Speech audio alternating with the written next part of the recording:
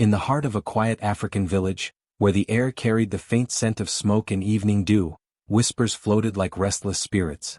They said a young woman named Amara had died suddenly, too suddenly.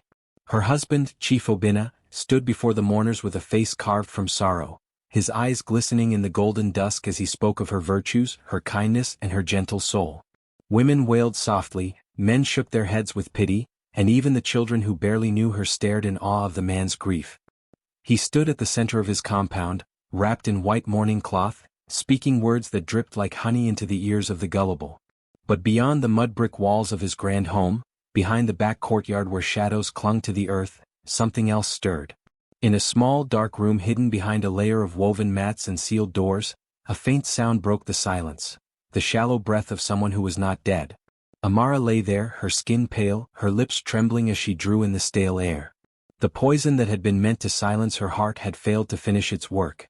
Her body was weak, almost lifeless, but her mind flickered like a stubborn flame that refused to die. Outside, the village carried on with its rituals of mourning. Drums beat softly, announcing the passing of another soul to the ancestors. Smoke from the cooking fires curled upward, and the sound of wailing women filled the dusk. Chief Obinna accepted their condolences with practiced sorrow, lowering his head and murmuring prayers for the wife he claimed to have lost. Yet, when the night came and the village grew quiet, his voice changed. His tone hardened, the tenderness in his eyes gone. "You will not rise again," he muttered to himself as he paced near the hidden wall. "Let the world believe you are gone. Let your silence bring me peace." But the silence did not obey him.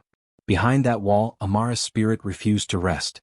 She could hear faint echoes of life, footsteps, voices, laughter. Every word, every sound, was a thread connecting her to the world she was meant to leave behind.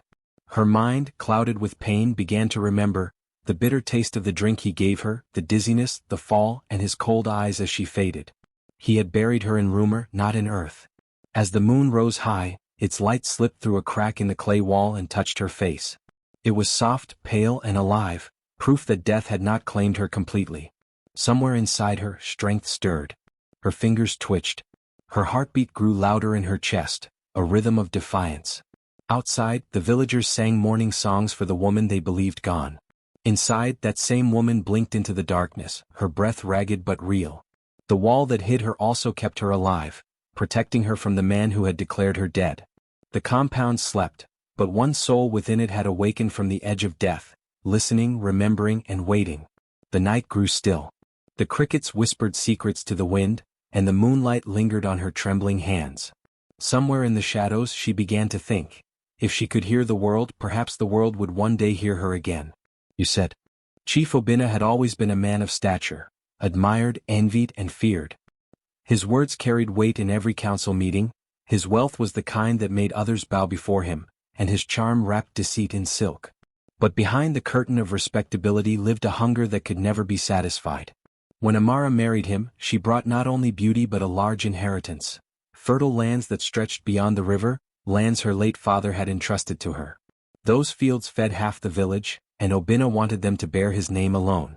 But the law of the ancestors was clear. Those lands belonged to the woman's lineage and would pass to her kin, not to her husband. That truth festered in him like a wound. At first, his love had been gentle, his voice soothing. But as the seasons passed, his smiles grew sharper, his kindness colder. He began to serve her special meals, sweetened drinks, tender meats seasoned just right, always insisting she eat first. "For my lovely wife," he'd say, his eyes gleaming with an affection that felt heavy, unnatural. At first, Amara thought little of it. She trusted him, unaware that each meal carried a shadow, a powdery poison, subtle and slow. It crept through her veins day by day, stealing her strength, dimming her laughter, dulling her body until she could barely rise from her bed. When she began to grow weaker, he called the healer before anyone could question him. He performed grief with skill, pacing and shouting that he could not lose his wife. The healer examined her, found no wound, no fever, no sign of disease. "Perhaps the ancestors are calling her," the old man said softly, shaking his head. That was all Obinna needed. Within days he declared her gone. "She died peacefully," he told the villagers, tears glistening under the sunset. "My beloved Amara has gone to the land of our fathers." The wailing began and his deception took flight like a dark bird. But what he didn't know was that his poison had miscalculated its mark. It froze her body but left her mind alive, trapped within a shell that could neither move nor speak. She heard every word as he wept beside her bed, heard the trembling voices of the women who came to dress her body, the priest's chant and his own voice, steady and false, announcing her death. She wanted to scream, to reach out, to prove she was still there, but her body refused to obey. She was conscious when they wrapped her in white cloth, conscious when he sent away the mourners, conscious when he sealed her behind the inner wall of the compound, pretending to bury her elsewhere. 4 days after, she lay still in that dark room, her mind caught between the realms of life and death. Her breathing was shallow, but her spirit clung fiercely to the thread of existence. Slowly, painfully she regained a flicker of movement, her fingers, her eyes. Hunger gnawed at her, but so did rage. She pieced together the truth in fragments, replaying his words in her mind. The greed in his tone when he spoke of her lands, the haste with which he declared her gone, the way his servants whispered of a new woman he planned to take as wife. Outside his lie grew roots. Villagers came daily to console him, calling him a man of sorrow and strength. He loved her so deeply, they said. No man has ever mourned so purely. The women brought him food, the elders praised his composure, and even the chief priest called him an example of grace under tragedy. All the while, he played his role flawlessly, lowering his eyes, sighing heavily, and speaking of Amara as if her memory tore his heart apart. But at night, behind closed doors, his tone shifted to cold laughter. Soon, he whispered, gazing over the lands that were never his to own. All this will bear my name. Behind the wall, the one he thought gone forever listened. She lay there in darkness, her eyes open now, her mind burning with the truth. She had died in the mouths of the people, but her spirit was alive, sharper than the blade of vengeance. And as the night winds moved through the compound, she began to feel it, the faint stirring of purpose, the call of justice awakening within her. The world thought her dead, but she was waiting, silent and unseen, for the moment when lies would crumble and truth would rise. In the dim stillness of the secret room, time stretched endlessly. The woman lay on a mat woven from old palm fibers, her body stiff from poison, her breath shallow but steady. Through the cracks in the mud wall, she could hear the world outside moving as if she were truly gone. The sound of footsteps, the muttered condolences, the rustle of wrappers as visitors came and left, all reached her like whispers from another life. Her husband's voice rose often, thick with sorrow he did not feel, repeating the same words of grief he had rehearsed. She was too pure for this world, he would say, and the crowd would sigh in pity. Behind the wall, the woman's eyes filled with tears of rage. The first few days were the worst. Her limbs refused to move, her tongue felt heavy as stone, and her mind screamed inside a prison her body could not escape. She could not understand why she still lived, nor how the gods allowed such cruelty. But as days turned into nights and nights into dull gray dawns, she began to feel her fingers twitch, her throat ache with thirst, her heart fight its way back to strength. Each small movement was a rebellion, a promise whispered only to herself, I will not die here.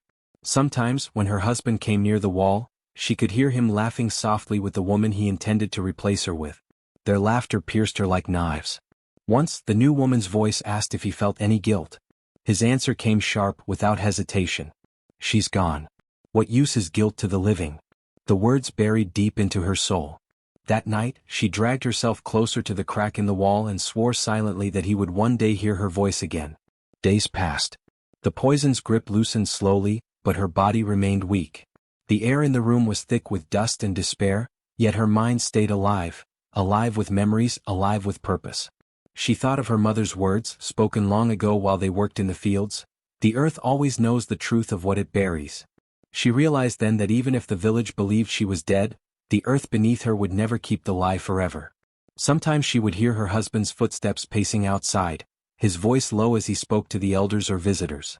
Through the wall, she heard him recite tales of her illness, of her final moments, of her supposed last wish. Each invented story built another layer of deceit, but it also built her strength, for she understood how carefully he had woven his falsehood, and how much sweeter it would be when it unraveled. At night, when the compound was silent, she listened to the wind pressing against the wall. It seemed to whisper her name, to remind her she still existed. The moonlight filtered faintly through the cracks, painting pale silver lines across her face. With every breath, she gathered courage. She began to count the days by the rhythm of footsteps, by the voices that came and went, by the prayers said for her soul. She began to understand the pattern of life outside and how she could use it. Sometimes, when she managed to move her hand, she scratched faint marks into the mud beside her mat, lines of survival, a silent journal of endurance. The wall that trapped her also became her witness, absorbing her pain, her hope, her fury. She whispered into it when she could, her voice barely audible, "I am still here." And though no one heard her yet, she knew the wall did. It trembled slightly when she spoke, as if holding her secret. Beyond it, life carried on with its false mourning. But within, in that narrow chamber of dust and shadow, a woman was reborn in silence, watching, listening, and waiting for the day her truth would walk again beneath the sun. The nights in the small, airless room carried a sound of their own, a hum that seemed to live inside the walls. When the world outside slept, when even the insects grew quiet, the darkness began to breathe. At first she thought it was only her mind slipping deeper into madness. The poison had left her weak, half-conscious, trapped between dreams and waking. But soon she realized the whispers that filled the night were not born from delirium, they were too clear, too knowing, too old. The first whisper came as a sigh, like wind through dry grass. It called her name softly, tenderly, as her mother once had. Nkiru, the sound made her heart thud painfully. No one alive could have spoken from so near, yet the voice filled the room as though the air itself had learned to speak. She froze, tears pooling in her eyes. Again it came, gentle, certain, and full of warmth. "Endure, my child." Her heart trembled. She tried to move to see if anyone stood beyond the wall, but her body still obeyed only in small, trembling motions. The room was empty, only the whisper and the echo of her own breath remained. For hours she lay awake, listening. Soon, more voices joined the first, some deep and resonant, others soft and rhythmic, like a chant passed through generations. "Nkiru, the earth remembers. Do not break. The truth will walk in daylight." The whispers blended with the rustle of the wind outside, forming a chorus that seemed to rise from the very soil beneath her. She thought of the graves behind the compound, of her grandmother and the women who had lived before her, those who had endured pain, betrayal, and loss. Could it be their spirits? Could they be watching, guiding her through this darkness? She closed her eyes and listened with her whole being. The voices spoke of patience, of strength hidden in silence. They reminded her of the stories she once heard by the fire, the tales of women who turned sorrow into power, who waited until the right moment to strike truth into the heart of deceit. Each whisper carried a thread of courage that wrapped around her like a warm cloth. Through those nights, something began to change within her. Her breathing deepened. Her fingers, once stiff and lifeless, began to move with intent. She dragged herself closer to the wall to feel the vibrations of the world beyond. The husband who thought her dead slept soundly just a few paces away, never knowing the living truth was breathing behind the mud that separated them. Sometimes the whispers grew urgent, almost fierce. "He sleeps while your name burns. But the sun waits for you." Those words filled her with fire. She began to test her strength each morning when the first light crept through the cracks. Her legs trembled like reeds, but she forced them to bend, to crawl, to push against the earth. She fell often, yet each fall was a promise kept, to rise again. Days melted into nights and nights back into days, but the voices never left her. They came not only with comfort but with guidance. Once, she dreamed she stood in a field of tall grass, her ancestors surrounding her in bright garments. One of them, a tall woman with markings like hers, handed her a bowl of water and said, "When the time comes, your voice will carry our truth." Nkiru woke with a strength she had not felt since before the poisoning. That morning she began to hum softly. It was the same song her mother used to sing during storms, a song to call courage home.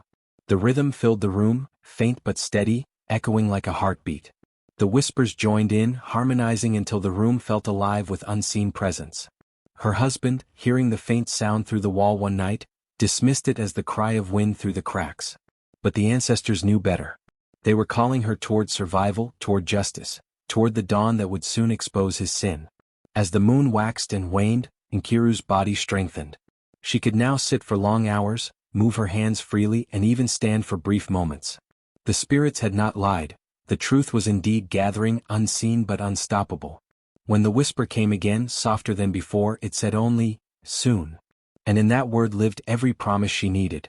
The woman who had once been left to die in silence was now being remade by the voices of her bloodline.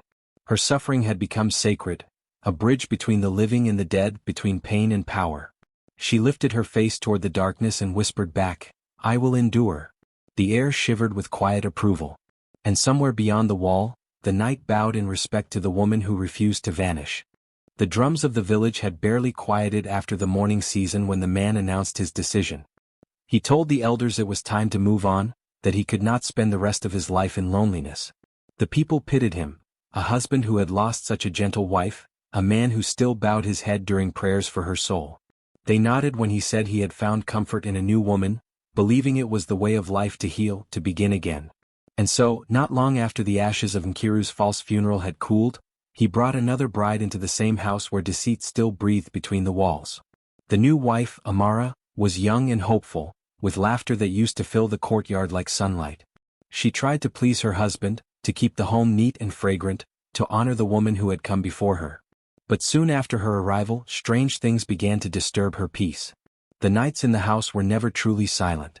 Sometimes just before dawn she would wake to the faint sound of breathing, shallow, rhythmic, as though someone were asleep not far from her bed. She would hold her breath, listening, her eyes darting toward the walls. Yet when she lit her small clay lamp, nothing stirred. Only the mud surface stared back, dull and cold. During the day 2 odd things happened. A bowl she left on the shelf would fall with no one near it. A faint humming sound, a melody she didn't know, would drift through the still air, vanishing as soon as she tried to follow it. Once she found a strand of hair tangled in her broom, long and dark, not her own. She brought it to her husband nervously, but he laughed harshly. "You let your imagination rule you," he said, dismissing her with a cold glance. Yet behind his smile, something flickered in his eyes, a trace of unease. At night, when Amara turned to him for comfort, she could feel his body tense beside her. He would lie awake long after she drifted off, his eyes fixed on the ceiling as if he feared the house itself might speak. He knew what was hidden, what lay breathing softly beyond the wall he had sealed. The secret pressed upon him like a curse. Amara's unease grew each night. Once, while sweeping the floor near the inner room, she heard a sound so faint it could have been the wind. But it wasn't. It was a whisper, a woman's voice, low and weary like someone murmuring in her sleep. The broom fell from Amara's hand. She stood frozen, her heart pounding. When she pressed her ear to the wall, the voice stopped, replaced by silence so heavy it made her skin crawl. That evening when she served dinner, she noticed her husband's hands tremble slightly as he lifted his bowl. "Did you ever hear things, in this house?" she asked cautiously. His eyes darted up, sharp and cold. "You will not speak of nonsense here," he snapped. "The dead should be left to rest." His words carried a weight that silenced her, yet the tone made her wonder, what dead did he mean? Days turned to weeks, and Amara's dreams began to fill with faces she didn't know. A woman's eyes, deep and sorrowful, would appear in her sleep, whispering words she couldn't fully hear. Sometimes she awoke with the feeling that someone was near, someone gentle, watching, almost pleading. In the stillness of one moonlit night, Amara lay awake again, staring at the shadowed wall. Then she heard it clearly, not wind, not imagination, the sound of soft, deliberate breathing, as if someone on the other side were gathering the courage to live again. Her blood ran cold, but her curiosity burned hotter than fear. She whispered into the darkness, "Who's there?" For a moment there was no answer. Then, faintly like a sigh pressed through earth and sorrow, came a single word, "Help." Amara sat upright, trembling, her lamp flickering in her hand. Her heart thundered as she stared at the wall that separated her from the impossible. Somewhere deep inside her, she knew the house was keeping a secret that refused to stay buried. The man she had married was not just a widower mourning his loss. He was a liar living beside the truth he thought he had buried alive. That evening, the moon rose swollen and gold, its light spilling through the cracks in the shutters like thin fingers searching the dark. Amara could not sleep.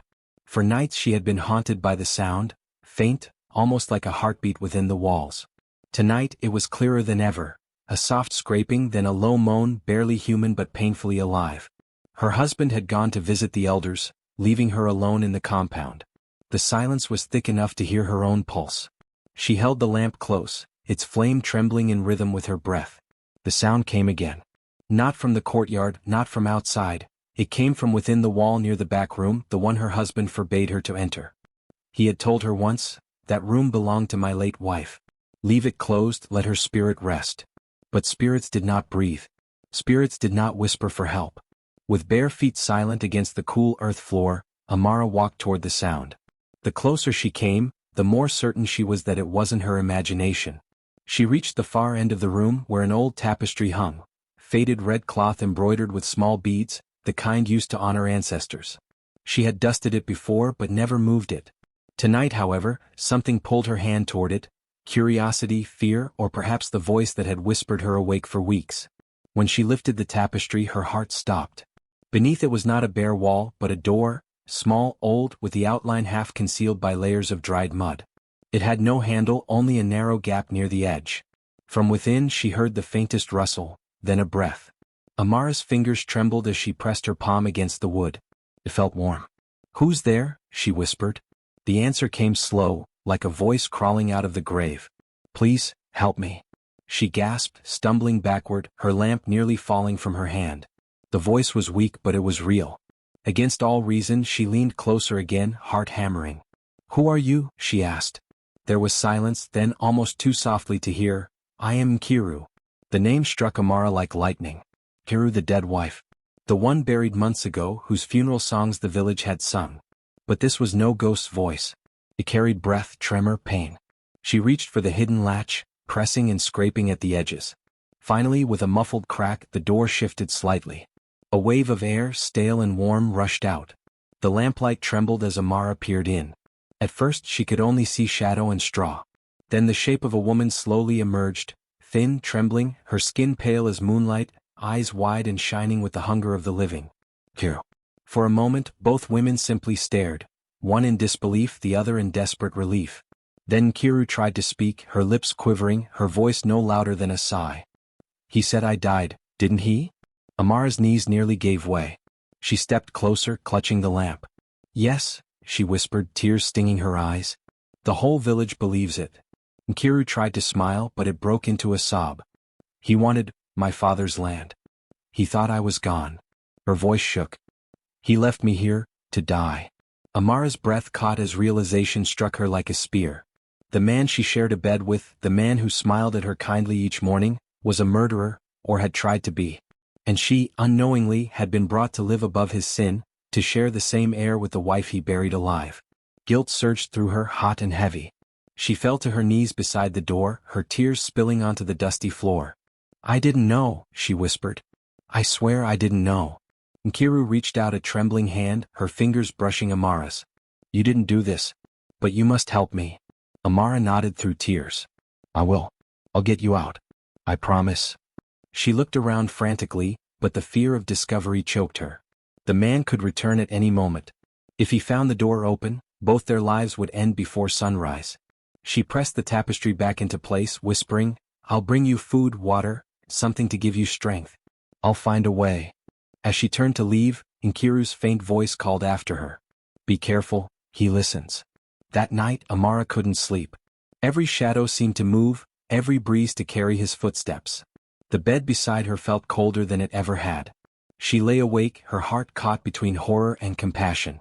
The man beside her had lied to an entire village, but worse, he had buried his own wife alive. And now Amara was part of his secret, her soul torn between terror and the burning duty to set the truth free. By dawn, one thought pulsed through her like fire. If she stayed silent, she would become part of his sin. But if she spoke, death would find them both. The morning after her discovery, the world looked the same. The rooster crowed, the children laughed in the distance, and smoke curled from cooking fires. But to Amara, nothing felt real anymore. Every step she took inside that compound felt like walking through a graveyard built on a lie. Her husband sat in the courtyard, grinding herbs, his face calm, almost content. She could see his hands, steady, careful, the same hands that had sealed a woman into darkness. Her stomach twisted. She tried to act as though nothing had changed, but her trembling gave her away. He noticed it by midday. As she served him his meal, he looked up sharply, his eyes narrowing. "You've been quiet," he said. "Did something disturb your sleep?" Her throat tightened. "No, husband," she replied softly, her voice trembling. "I only had strange dreams." He studied her for a long moment, then set his bowl aside. "Dreams?" His tone was almost casual, but there was a flicker of danger beneath it. "Tell me what kind of dreams?" Her breath caught. For a second she thought to lie. But his gaze was too sharp, too knowing. She looked away, clutching the edge of her wrapper. "I dreamt. I heard a voice in the walls." The silence that followed was unbearable. Then slowly he stood. "You heard a voice?" Her heart pounded. She nodded weakly. It was probably the wind. In 2 strides he was before her. His hand gripped her chin, forcing her to meet his eyes. The calmness was gone. In its place was something dark, something animal. "Listen to me, Amara," he said, his voice low and trembling with rage. "This house has ghosts. But if you open doors that were meant to stay closed, you will join them." Her breath came out in short, broken gasps. I understand," she whispered. He released her, stepping back. His face returned to its mask of indifference, but the warning in his eyes lingered. He finished his meal in silence and left for the market. The moment the gate closed, Amara collapsed, shaking. Tears streamed down her face. The truth pressed upon her chest like a stone. He knew. Somehow he knew she had seen Kiru, or at least suspected it. That night, she lay awake long after he had fallen asleep. His breathing was slow and heavy beside her. She turned to face the wall, her mind racing. She couldn't leave Nkiru there, not again. The memory of the woman's hollow eyes and trembling hands haunted her. So, when the moon climbed high, she rose quietly, clutching a small bowl of rice and a gourd of water. Each step toward the hidden door felt like walking into fire. Behind the tapestry, she pressed gently and whispered, "Nkiru, it's me." The faint voice came back, weak but grateful. "Amara?" She pushed the small door open just enough to slide the food through. Nkiru's shaking hands reached out, clutching the bowl as though it were life itself. "You came back," she murmured. "I couldn't leave you," Amara whispered, tears slipping down her cheeks. "Eat slowly. I'll bring more when I can." Nkiru nodded weakly, her lips trembling. "You risked your life for me." Amara swallowed hard. "No," she said softly. "I'm saving my soul." The next days passed in a blur of fear and secrecy. Amara hid food beneath her wrapper, waited until the man left the house, then crept to the wall. Sometimes she only had moments to whisper comfort before rushing away. Every knock on the gate, every creak of the floor made her heart leap. She lived between dread and compassion, between danger and faith. At night, her husband watched her more closely. His smiles grew thinner, his questions sharper. "You seem restless," he said once. "Is my house too quiet for you?" She forced a trembling smile. "No, husband. It is only my thoughts that make noise." But her thoughts were not alone anymore. They carried the weight of 2 lives. One hidden in darkness, one pretending to live in light. And though fear choked her each time she walked near that wall, Amara's conscience burned brighter than her terror. She knew she could not stay silent forever. One day the truth would have to speak, whether through her lips or through the voice behind the wall. Rain lashed against the thatched roofs as thunder rolled across the hills. The wind howled like spirits rebelling against deceit. Inside the compound, the new bride trembled, her heart pounding louder than the storm itself. 4 days she had watched the hidden woman, frail but alive, her eyes glimmering with a desperate will to survive. Each night, guilt gnawed at her like a rat at grain. The husband slept soundly, unaware that the foundation of his lies was crumbling. That night, the bride could bear it no longer. She lit no lamp, moved no stool, only listened to the storm as if it were calling her name. She slipped from her mat and tiptoed through the corridor, her bare feet gliding over the cold floor. In her trembling hands she held a small bundle, dried meat, cassava, and a flask of water. Every step she took felt like betrayal and redemption combined. Lightning flashed, illuminating the mud walls and casting long shadows that seemed to follow her. When she reached the hidden door behind the tapestry, her heart nearly stopped. From inside, the weak voice whispered, "Is it you?" The bride pressed her hand to the door and whispered back, "It's time. You must go before he wakes." The wooden latch creaked open. The first wife emerged slowly, her body thin as a reed, her lips pale, her eyes burning with quiet fury. She could barely stand, so the younger woman supported her. For a moment, their eyes met, 2 women bound by a man's cruelty and fate's strange mercy. "Why do you help me?" the first wife asked. The new bride hesitated before answering, "Because I see what he truly is. Because silence is no longer safety." Together they crept toward the courtyard, where the rain masked their footsteps.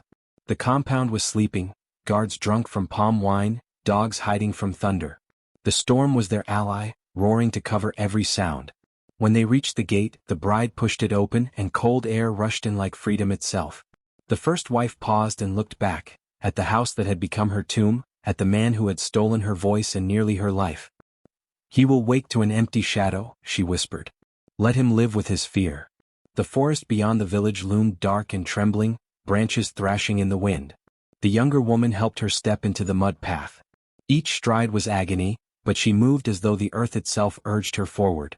They stumbled and fell, rising again, the storm washing away their footprints. Behind them, lightning struck the compound wall, cracking the clay like judgment from the ancestors. When dawn finally broke, the first wife stood on a hill overlooking the distant rooftops of the village. The air smelled of wet soil and justice yet to come. The new bride turned to her, tears mixing with rain. "What will you do now?" she asked. The older woman's gaze hardened. "Live," she said softly. "And when the time comes, the truth will walk back with me." As the village awoke, the husband stirred in his bed, calling for his new bride.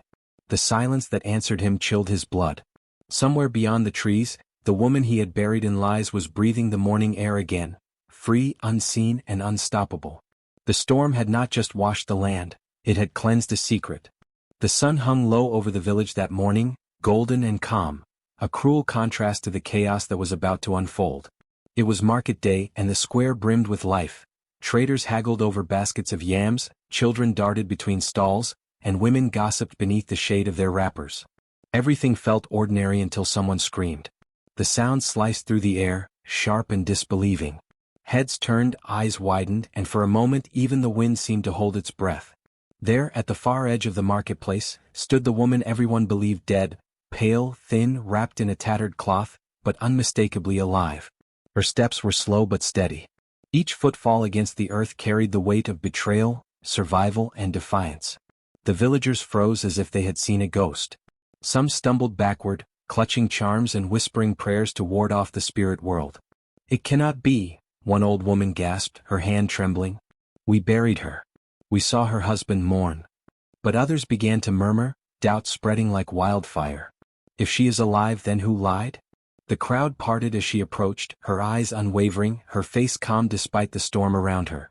Her hair, once oiled and braided, now hung loosely, streaked with dirt and ash. But there was power in her silence, the kind that unsettled hearts more than words ever could. A child tugged at his mother's wrapper and whispered, "Mama, is she a ghost?" The woman's voice was steady, clear, and full of quiet thunder as she replied, "No, my child. I am flesh, I am breath, and I have come home." Whispers became shouts. "She's alive. He lied to us. She walks again." Men abandoned their wares, women dropped baskets of fruit, and elders rushed forward, clutching their staffs. The chief's guards were sent to confirm what their eyes refused to believe. By the time her husband arrived, the marketplace had turned into a storm of accusation and awe. He pushed through the crowd, his fine robe soaked in sweat, his face pale as chalk. When his eyes met hers, his composure cracked. For a heartbeat, the world seemed to fall silent. Only the rustle of wind and the pounding of his heart remained. You're dead," he stammered, voice trembling. The woman tilted her head, her expression unreadable. "You wanted me dead," she said softly, her voice carrying across the crowd. But death refused to take what innocence had not surrendered. Gasps rippled through the crowd. The elders exchanged grim looks. The women whispered curses under their breath. The chief stepped forward, demanding the truth. The woman told her story, not with vengeance but with dignity. She spoke of the poison that numbed her body but not her soul, of the darkness behind the wall, of prayers whispered through nights without end. Her words were calm, but each one struck like lightning. The people who had pitied her husband now saw the monster behind his mask.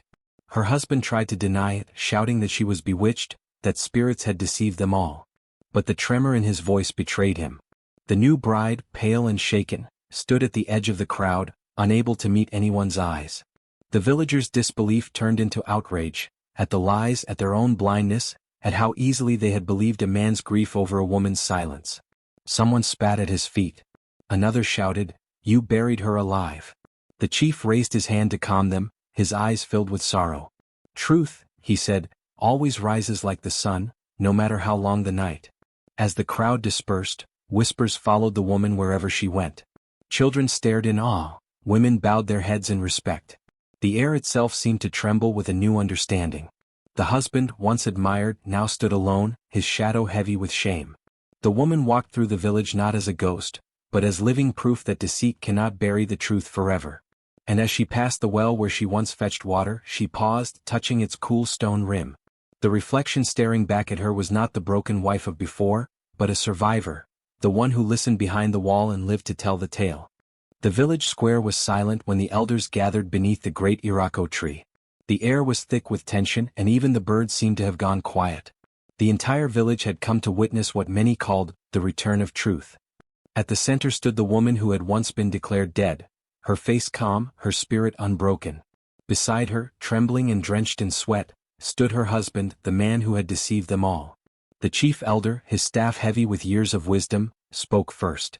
"We buried her in our hearts," he said solemnly, "and we mourned her as one of our own. But she walks before us today, breathing, seeing, speaking. Tell us, man, what grave magic is this?" The husband's voice cracked. I do not know," he stammered, eyes darting wildly. "She must have been bewitched, taken by evil spirits," but his words fell apart under the sharp, knowing stares of the elders. The new bride, pale and shaken, stepped forward, her hands trembling. "He lies," she whispered. The crowd murmured. "He poisoned her. I saw the vials he hid. When I found her behind the wall, he swore he would kill us both if I spoke." Gasps rippled through the villagers. Mothers covered their mouths. Old men shook their heads in disbelief. The eldest of the women stepped closer to the accused man. "You mourned her in daylight," she hissed, "and plotted murder in the dark." The husband tried to defend himself, but his tongue stumbled on his guilt. He fell to his knees before the elders, pleading. "I did not mean to kill her. I only wanted the land, the peace, the wealth." His confession spilled out like poison from a cracked gourd. Every word stripped him of dignity, of honor, of the mask he had worn so easily. The chief elder rose slowly, his voice trembling not with weakness, but with righteous fury. "You wanted peace built on deceit," he said. "But peace built on lies rots like fruit left in the sun." The crowd began to chant, their anger swelling like a rising storm. "Justice! Justice!" The elders ordered him stripped of all property that came from his wife's dowry and declared him in exile. But fate, it seemed, had already written a harsher sentence. As he tried to flee through the marketplace, his foot caught on a loose stone, sending him crashing into the same wall behind which he had hidden his wife. The wall gave way, collapsing in a cloud of dust.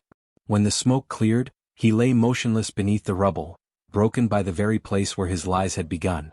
The villagers stood frozen, their anger turning to awe. The chief elder spoke again, quieter this time. "The earth remembers," he said.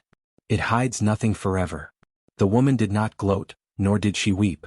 She simply bowed her head and whispered a prayer for her ancestors, not for vengeance but for release.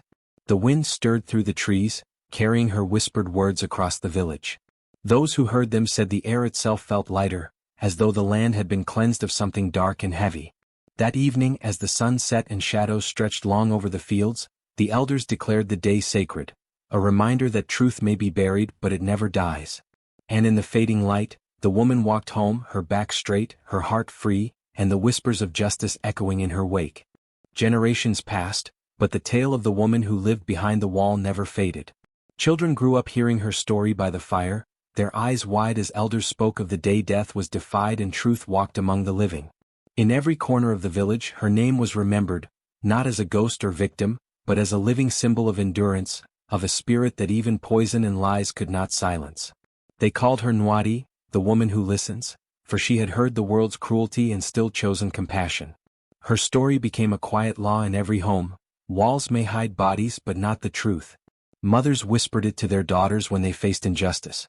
Fathers told it to their sons, reminding them that deceit, no matter how carefully built, crumbles under the weight of its own shadow. The house where it all happened was never rebuilt. The villagers left the fallen wall as it was, cracked, overgrown with creeping vines and humming with memory. When the wind blew, it made a sound like a sigh, and people said it was the breath of truth passing through stone. Some claimed that on nights when the moon was full, you could still hear faint whispers behind that ruined wall, the same whispers that once guided Nwadi through her darkness. Her courage changed the village forever. From that time on, no accusation was accepted without proof. No burial was done without a body. The elders taught that grief should never blind justice, and that silence, when forced by fear, was a wound that poisoned everyone who shared in it. And so, the story became more than a warning, it became a shield, a light, a promise. As the years turned into generations, traveling storytellers carried her tale beyond the village. It was told in markets, in distant towns, in the courts of chiefs and queens. Everywhere it was spoken, it struck the same chord, that truth has ears sharper than lies, and courage can speak even through walls. Children who grew up hearing it learned to trust their hearts, to question what they were told, to seek what was hidden. And so, the ears of truth here through stone, became a proverb across the land. It was carved on door frames, etched into calabashes, whispered in court disputes and sung in wedding blessings. It reminded people that no matter how deep a secret is buried, the earth remembers. The wind carries whispers. And justice, though it may walk slowly, never forgets its way home. On the edge of the old village, the crumbled wall still stands, half swallowed by roots and time. Travelers who pass it pause in silence, feeling the air hum softly around them. The elders say that if you press your ear against the wall and listen closely, you can hear her heartbeat, steady, eternal, unbroken, the rhythm of truth itself.